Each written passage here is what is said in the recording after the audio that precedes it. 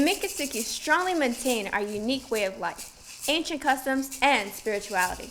It is the goal of the tribe to articulate its beliefs and values by transmitting the essence of our heritage to our descendants and non-natives alike. So if you were to take a drive through our community today, you can take the little road right in front of the store and go west down the street, and you'll see that we live a very modern lifestyle. You're going to see all these modern houses, but if you were to take a look into the backyard, this is where we try to maintain the villages that we used to live in long ago. If we start a new village or something like that, or we start a new campsite, we always set up the fire first in a sacred manner, and the fire is a symbol of our beliefs. It's about the Miccosukee philosophy, which is about the circle of life. We're gonna go over here to the cooking area, which is like the heart of the village. Come on, let's go see what they got cooking. The ladies here are cooking up some samples of the fry bread and the sofki, which is like a cornmeal soup that we make. Let's try it out, it's really yummy. This one over here is pumpkin bread, and this is fry bread. And if you want to try some of the sofki, let us know, and we can pour you like a little cup, and you can taste it and see what it's all about.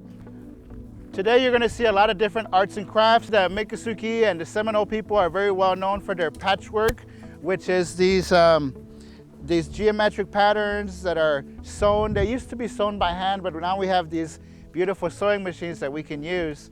And so if you take a look here, you're going to see different samples of the traditional clothing that people wear.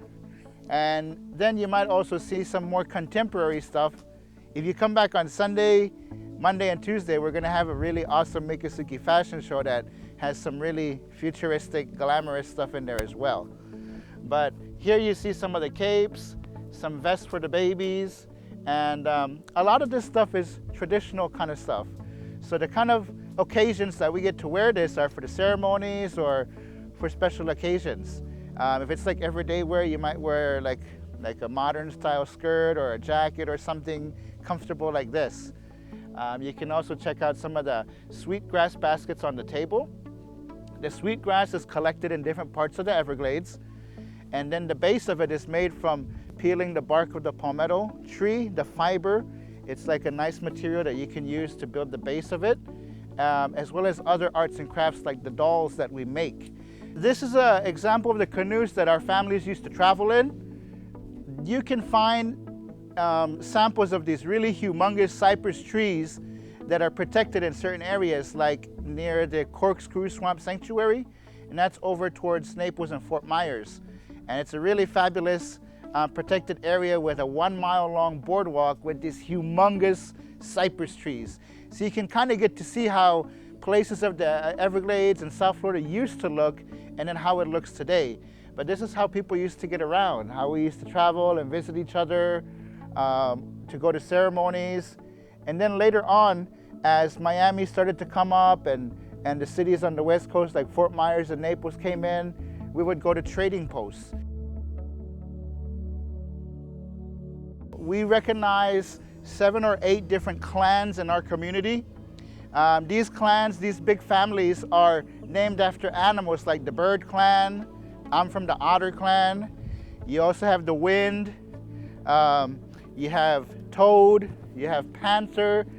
There's an important ceremony that we have every summer where all the clans can come together. The way that our clan system works is that it comes from the mother's side. It's traced through a matrilineal system. So whatever family that your mother is from, that's the family or the clan that you're born into. So everybody within the clan is related, is family. And then, so when we decide to marry or make relationships like that, we get married with people outside of our clan, outside of our family. And these are customs that used to be arranged by the family long ago. Today, a lot of the young people, they kind of make their own decisions, but there's still a few families that are very traditional and still follow these customs by arranging these weddings for their families and their young people. In our system, we really don't use the word cousin. We kind of use the word brother and sister when we're talking about people of the same generation within our clans. And that way, when we talk about our aunts and our uncles, the generation above us, or our nieces and nephews, the generation below us, like it really, you get a sense of how big our families are. So if you were to ask the young people in the Miccosukee school to make a drawing of their family, they wouldn't really just draw mom and dad and their brothers and sisters. They add all the grandmas and all the aunts and the uncles. So it's really big families that we have going on out here.